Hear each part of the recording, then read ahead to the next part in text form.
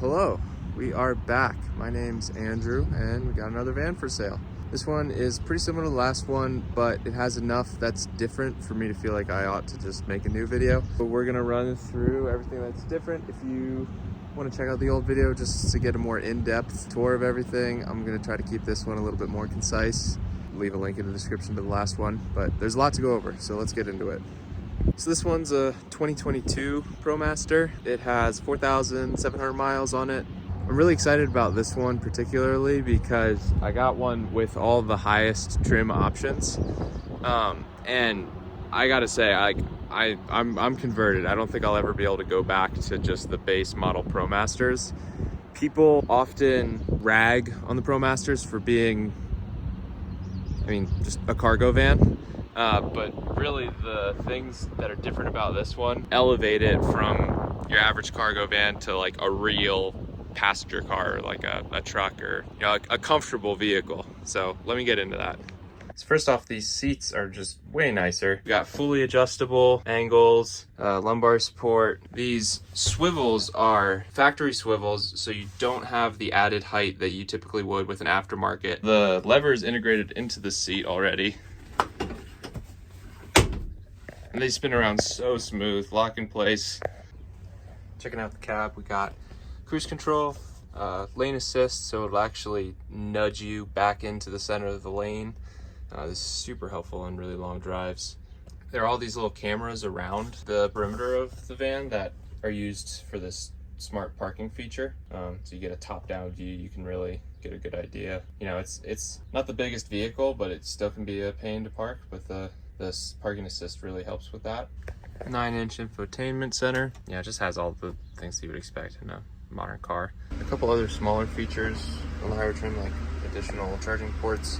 This phone holder is a wireless charging unit. Push to start.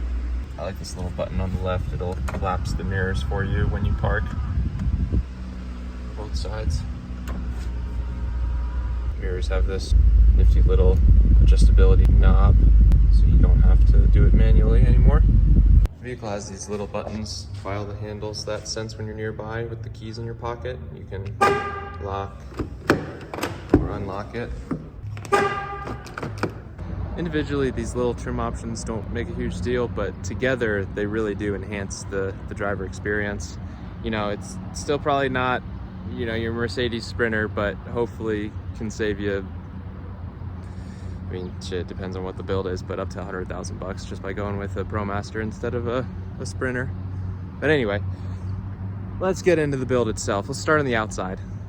Added the brush guard with the 32,000 lumen amber lights. Brush guard is huge in case of a fender bender or hitting a deer on the road. It can be the difference between taking the van to a mechanic to get fixed or taking it to a scrapyard because it got totaled. It's a small feature, but it can make a huge difference down the line. Next up top, got the Fiamma awning. Windows are A&M windows. They replaced the factory cutout with sliders. Got one on the back next to the bed. These are super nice.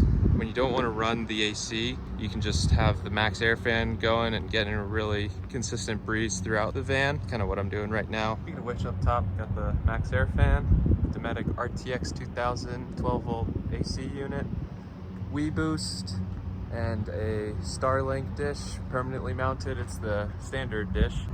Let's do a quick rundown of the interior. Stepping in, got shoe storage, 2 swivels, Webasto Evo 40 gasoline heater, seating area. This pops up, 2 tables for each side. The Nature's Head composting toilet.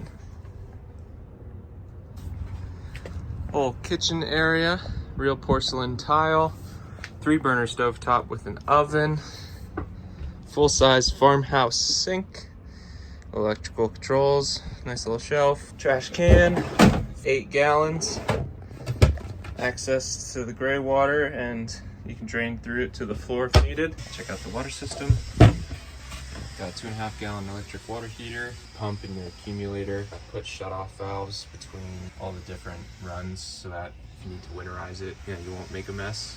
spilling water everywhere. Show the setup for the outdoor shower. I'm not a huge fan of showers on the inside just because of all the moisture it brings into the van, and then also it's a small space to begin with. You don't want to make it any smaller. Shower itself is going to be crammed as hell. Outdoor shower means, you know, you have all the space you could want. Stretch out, move around, and I'll just demonstrate this quickly. This thing has a ton of pressure. Got a 90-liter isotherm 12-volt fridge. This thing has a ton of space. Also got this freezer compartment. A cabinet housing all of the connectivity, WeBoost, and Starlink router. Bedroom, a full-size mattress. It is 6 feet 4 inches wall to wall. Step up to get into the bed, rated for 500 pounds. Clothing storage, Dometic RTX 2000 AC unit, max air fan, spice rack, big drawer for pots and pans. Enough storage to live on the road full time.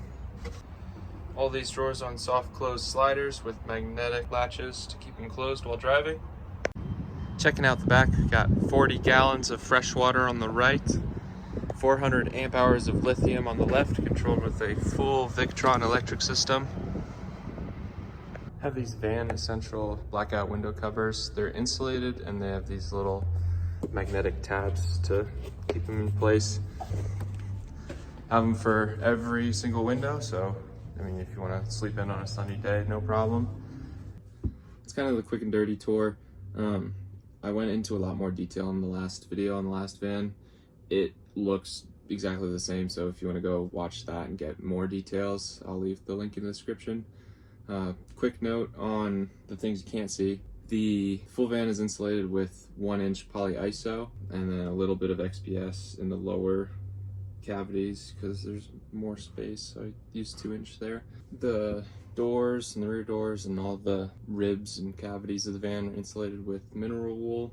All the plywood you see is a product called ultralight plywood. It's 40% lighter than your average hardwood like birch or maple plywood, which is huge. I mean, the more weight you can save in a van, the better. Yeah, located in Salt Lake City, Utah, willing to deliver nationwide. I took the last one in Pennsylvania. So yeah, reach out. I'll leave a link to the listing in the description where you'll find all my contact information.